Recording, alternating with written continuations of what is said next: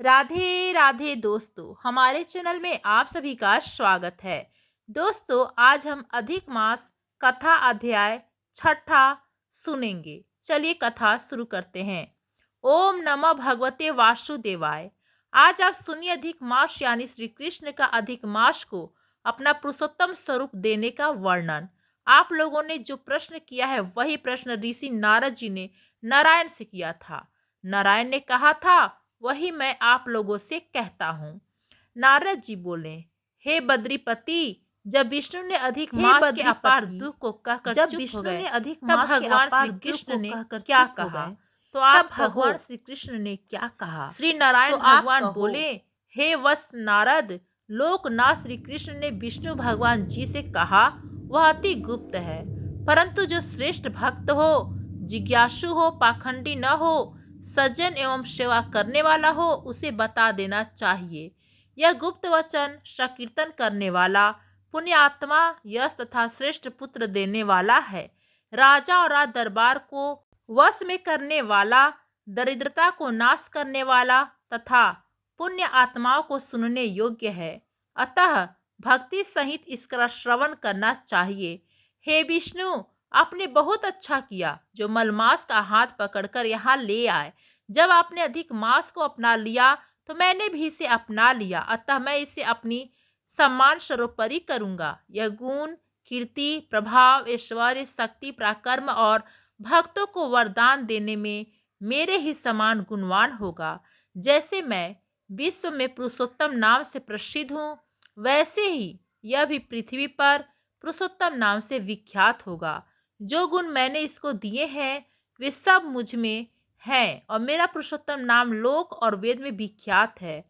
हे जनार्दन, वे सभी गुण तुम्हारी प्रसन्नता के लिए आज मैंने इसे दे दिए हैं। अतः हे मधुसूदन, आज से मैं इसका स्वामी हूँ। अब इसका पुरुषोत्तम नाम होने से यह जगत में सबसे पवित्र हो जाएगा और यह मेरे समान होकर सब मासों का स्वामी होगा। अब यह जगत में पूज्य और विश्वविख्यात होगा। इसकी जो लोग पूजा, व्रत और आराधना करेंगे उनके सब दुख और दरिद्रता नष्ट हो जाएंगे। 12 महीने सब कामना वाले हैं, परंतु मैंने इसको निष्काम कर दिया। जैसे मैं प्राणियों को मोक्ष देता हूँ, वैसे ही मैंने इसे भी मोक्ष देने वाला बना दिया। जो कोई भी निष्काम या सकाम भाव से इस अधिक मास को पूजेगा, उसके सभी कर्म भस्म हो जाएंगे और वह मेरे गोलोक को प्राप्त करेगा। इसमें जरा सा भी संशय नहीं है। जिस परम पद की प्राप्ति को बड़े बड़े भाग्यशाली, अति ब्रह्मचारी और महात्मा लोग निराहार रहकर दृढ़ व्रत करते हैं, कठोर तप करते हैं, फल पत्र वायु का आहार करते हैं तथा काम क्रोध आदि को सहन करते हैं, ऐसे महात्मा लोग भी मेरे परम पद को नहीं पाते। किंतु पुरुषोत्तम मास के आराधक केवल एक मास की आराधना से ही वृद्धावस्था रहित होकर परम पद गोलोक को बिना परिश्रम ही प्राप्त कर लेंगे। सब साधनों में श्रेष्ठ, धर्म, अर्थ, काम और मोक्ष की सिद्धि देने वाला यह पुरुषोत्तम मास अवश्य सेवन करने योग्य है। जैसे जोते हुए खेत में बोने से बीज करोड़ गुना बढ़ते हैं, वैसे ही पुरुषोत्तम मास में किया हुआ पुण्य कोटि गुना बढ़ता है। कुछ लोग यज्ञ करके स्वर्ग जाते हैं और वहां से पृथ्वी पर लौट आते हैं, किंतु जो व्यक्ति पुरुषोत्तम मास का आदर पूर्वक सेवन करता है वह अपने कुल का उद्धार करके मुझे प्राप्त करता है। जो मुझे प्राप्त हो जाता है वह जन्म, मृत्यु, व्याधि तथा वृद्धावस्था से घिरे हुए संसार में नहीं जन्मता। वही मेरा गोलोक धाम है। ऐसा वेद और उपनिषदों का वचन सत्य है जो झूठ नहीं हो सकता। इस माह का स्वामी मैं हूँ। मैंने ही इसको प्रतिष्ठित किया है और अपना पुरुषोत्तम नाम भी इसको दिया है, जिससे इसके भक्तों की चिंता अब रात दिन मुझको रहेगी। अपने भक्तों की सभी कामनाएं मुझे ही पूर्ण करनी है। मेरे भक्तों का अपराध कभी भी नहीं गिना जाता है। विष्णु, मेरी आराधना की अपेक्षा मुझे अपने भक्तों की आराधना अधिक प्रिय है, परंतु कभी कभी मुझे अपने भक्तों की वांछा पूरी करने में कुछ विलम्ब हो जाता है। पर मेरे पुरुषोत्तम मास के जो भक्त हैं उनकी मनोकामना पूरी करने में मैं कभी विलम्ब नहीं करता। मलमास के भक्त मेरे भक्त हैं, वे मुझको अत्यंत प्रिय हैं। इस मास में जो अज्ञानी मनुष्य स्नान, दान, नदी स्नान, अच्छे कर्म नहीं करते और देव तीर्थ ब्राह्मण को उपवास करते हैं, वे दुष्ट और अभागे लोग सौपन में भी सुख नहीं पाते। जैसे खरगोश के सींग खोजने पर भी नहीं मिलते, वैसे ही जो मूर्ख मेरे प्रिय मलमास का तिरस्कार करते हैं और धर्म का आचरण नहीं करते, वे कुंभी पाक नरक में पड़ते हैं और जब तक पृथ्वी पर जीवित रहते हैं तब तक अनेक कष्ट पाते हैं तथा पुत्र पत्नी आदि द्वारा दिए गए क्लेशों को भोगते हैं। जो सुहागिन स्त्रियां पुत्र सुख और अपने सौभाग्य की कामना से पुरुषोत्तम मास में स्नान, दान, पूजा पाठ आदि करेंगी, उनको मैं सौभाग्य, संपत्ति, विविध सुख एवं पुत्र आदि देता रहूंगा। और जो स्त्रियां मेरा मास व्यर्थ निकाल देंगी, मैं उनके प्रतिकूल हो जाऊंगा। अतः इस मास में सभी शुद्ध मन से स्नान, पूजा, जप आदि अवश्य करें और अपनी शक्ति के अनुसार दान भी करें। जो पुरुषोत्तम मास में श्रद्धा भक्ति से मेरी पूजा करेगा, वह धन, पुत्र और विविध भौतिक सुख भोग कर अंत में गोलोक में जाकर वास करेगा। मेरी आज्ञा से सब मनुष्य अधिक मास की पूजा करेंगे, क्योंकि मैंने इसे सब मासों में उत्तम बना दिया है। हे रमापति, अब तुम अधिक मास की चिंता छोड़कर इस पुरुषोत्तम मास को बैकुंठ में ले जाओ। श्री नारायण बोले। इस प्रकार विष्णु जी श्री कृष्ण के मुख से ऐसे रसपूर्ण वचन सुनकर बड़े आनंदित हुए और मलमास को साथ लेकर नवीन मेघ के समान श्याम कांति वाले श्री श्याम सुंदर को प्रणाम करके गरुड़ पर बैठकर शीघ्र ही अपने बैकुंठ को चले गए। अगले अध्याय में आप सुनेंगे श्री कृष्ण का युधिष्ठिर आदि से द्रौपदी के पूर्व जन्म का वर्णन। इसी के साथ अब आइए सुनते हैं गीता का यह अध्याय। अर्जुन ने भगवान श्री कृष्ण से पूछा, हे जनार्दन, यदि कर्मों की अपेक्षा ज्ञान आपके मत में श्रेष्ठ है, तो फिर हे केशव, मुझे भयंकर कर्म में क्यों लगाते हैं? आप मिले जुले वचनों से मेरी बुद्धि को मोहित कर रहे हैं। इसलिए एक बात निश्चित करके कहिए, जिससे मैं कल्याण को प्राप्त हो सकूं। इस प्रकार अर्जुन के पूछने पर भगवान श्री कृष्ण बोले, हे निष्पाप अर्जुन, इस लोक में दो प्रकार की निष्ठा पहले कही गई है। ज्ञान योगियों की ज्ञान योग से और कर्म योगियों की निष्काम कर्म योग से। कर्मों का स्वरूप से त्याग करने से मनुष्य निष्कर्मता को प्राप्त नहीं होता और न केवल कर्म त्यागने से सिद्धि प्राप्त होती है। कोई भी पुरुष क्षण मात्र भी बिना कर्म किए नहीं रह सकता, क्योंकि प्रकृति से उत्पन्न गुणों द्वारा सभी कर्म करने को विवश है। जो मूर्ख मनुष्य कर्मेंद्रियों को रोककर मन में विषयों का चिंतन करता रहता है, वह मिथ्याचारी कहलाता है। परंतु जो मनुष्य मन से इंद्रियों को वश में करके कर्मेंद्रियों से निष्काम भाव से कर्म करता है, वही श्रेष्ठ है। इसलिए हे अर्जुन, तू शास्त्र विहित स्वधर्म रूप कर्म कर, क्योंकि कर्म न करने की अपेक्षा कर्म करना श्रेष्ठ है। कर्म न करने से शरीर निर्वाह भी संभव नहीं। यज्ञ के लिए किए हुए कर्मों के अतिरिक्त अन्य कर्म मनुष्य को बांधते हैं। इसलिए तू आसक्ति रहित होकर परमेश्वर के निमित्त कर्म कर। सृष्टि के आदि में प्रजापति ने यज्ञ सहित प्रजा को रचकर कहा, तुम लोग इस यज्ञ द्वारा वृद्धि को प्राप्त हो। यही तुम्हारी इच्छित कामनाओं को पूर्ण करने वाला है। यज्ञ से देवता प्रसन्न होते हैं और देवताओं द्वारा वर्षा होती है। वर्षा से अन्न उत्पन्न होता है और अन्न से प्राणी उत्पन्न होते हैं। यज्ञ कर्म से उत्पन्न होता है और कर्म वेद से उत्पन्न होता है। वेद अविनाशी परमात्मा से प्रकट हुए हैं, इसलिए परमात्मा सदा यज्ञ में प्रतिष्ठित है। हे पार्थ, जो मनुष्य इस प्रकार चलाए गए सृष्टि चक्र का पालन नहीं करता, वह आत्मा में ही रमन करने वाला तथा आत्मा में ही संतुष्ट होता है। उसके लिए कोई कर्तव्य शेष नहीं रहता, क्योंकि इस संसार में उस पुरुष का किए जाने से भी कोई प्रयोजन नहीं है तथा उसका संपूर्ण भूतों में भी कुछ स्वार्थ का संबंध नहीं है। तो भी इसके द्वारा केवल लोक हित के लिए कर्म किए जाते हैं। इसलिए तुम अनासक्त होकर निरंतर कर्तव्य कर्म का अच्छी प्रकार आचरण कर, क्योंकि अनासक्त पुरुष कर्म करता हुआ परमात्मा को प्राप्त होता है।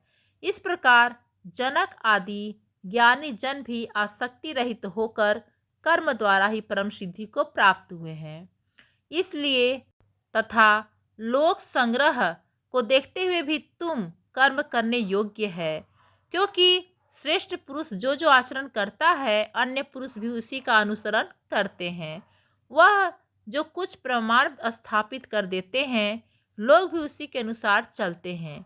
इसलिए हे अर्जुन, यद्यपि मुझे तीनों लोकों में कुछ भी कर्तव्य नहीं है तथा किंचित मात्र भी प्राप्त होने योग्य वस्तु अप्राप्त नहीं है, तो भी मैं कर्म में ही लगा रहता हूँ, क्योंकि यदि मैं सावधान होकर कर्म में न बरतूं तो हे अर्जुन, सब प्रकार से मनुष्य मेरे मार्ग के अनुसार ही चलेंगे। यदि मैं कर्म न करूं तो ये सब लोग भ्रष्ट हो जाएं और मैं वर्ण संकर का करने वाला हो जाऊं तथा इस सारी प्रजा का नाश करने वाला बनूं।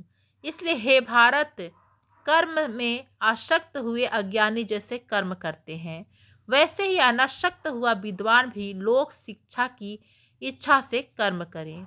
ज्ञानी पुरुष को चाहिए कि कर्मों में आसक्ति वाले अज्ञानियों की बुद्धि में भ्रम उत्पन्न न करें, किंतु स्वयं परमात्मा के स्वरूप में स्थित हुआ और सब कर्मों को अच्छी प्रकार करता हुआ उनसे वैसे भी कर्म करवाएं।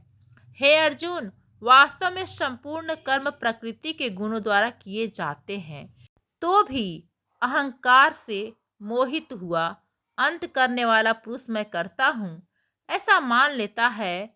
परंतु हे महाबाहु, गुण विभाग और कर्म विभाग के तत्व को जानने वाला ज्ञानी पुरुष संपूर्ण गुण ही गुणों में बरत रहे हैं ऐसा मानकर उनमें आसक्त नहीं होता, और प्रकृति के गुणों से मोहित हुए पुरुष गुण और कर्मों से आसक्त रहते हैं।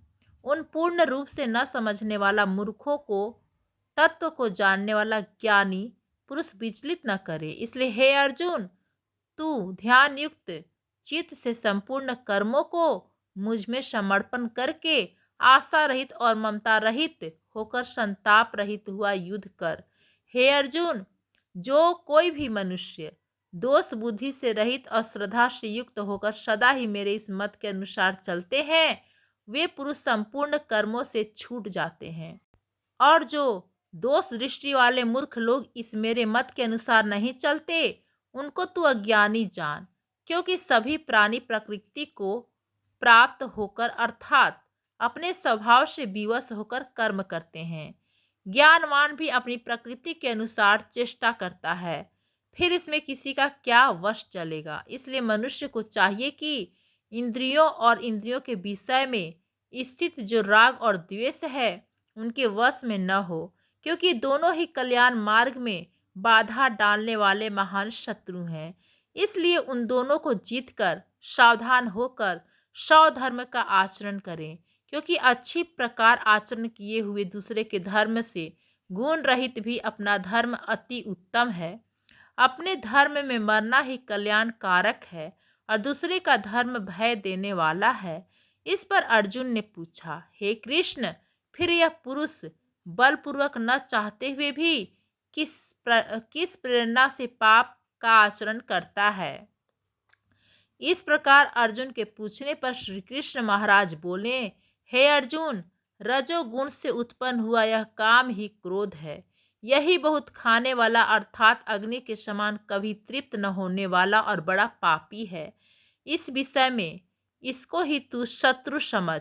जैसे धुएं से अग्नि और मैल से दर्पण ढक जाता है तथा जैसे गर्भ झिल्ली से ढका रहता है, वैसे ही इस काम द्वारा यह ज्ञान ढका हुआ है। और हे अर्जुन, इस कभी तृप्त न होने वाला कामरूप नित्य शत्रु द्वारा ज्ञान ढका हुआ है। इंद्रियां, मन और बुद्धि इस काम के निवास स्थान कहे जाते हैं, और यह काम मन, बुद्धि और इंद्रियों द्वारा ही ज्ञान को आच्छादित करके इस जीवात्मा को मोहित करता है।